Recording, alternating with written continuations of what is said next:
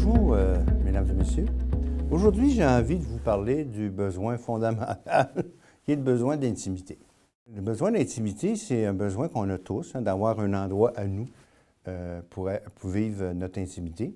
Puis je me souviens, tu sais, la fameuse phrase, quand j'étais jeune, qu'on allait cruiser dans les bars, on disait « chez vous, chez nous ».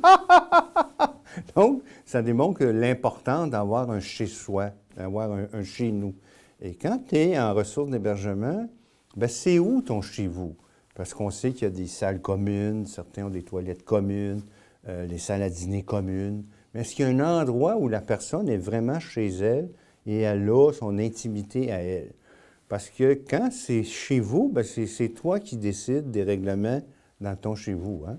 Alors, quand je demande aux gens qui travaillent dans les ressources, bien, c'est qui fait les règlements ici?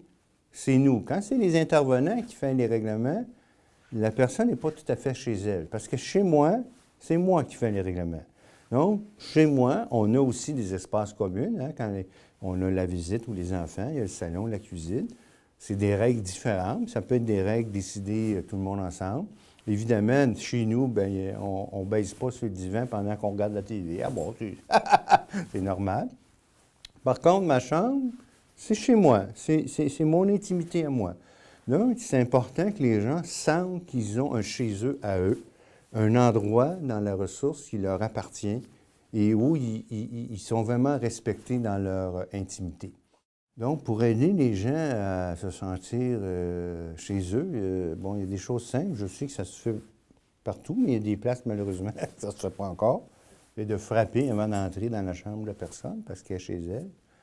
Mais d'attendre qu'elle nous invite à entrer, pas juste cogner puis rentrer. Il faut attendre qu'elle nous invite à rentrer chez elle. Ici, par exemple, où je travaille dans un hôpital, bien, il y a des tournées de nuit qui se font dans les hôpitaux. Donc, quand tu es chez vous, moi, il n'y a personne qui passe aux 15 minutes avec une flashlight pour voir si je vois bien. Donc, il y a des gens ici qui ont dit, pouvez-vous arrêter de venir dans ma chambre constamment pour voir si je vais bien, je veux dormir. Donc ça c'est leur droit parce qu'ils sont chez eux. Et avoir un chez-soi, c'est, comme je disais, c'est un besoin fondamental qui est établi là, depuis des années.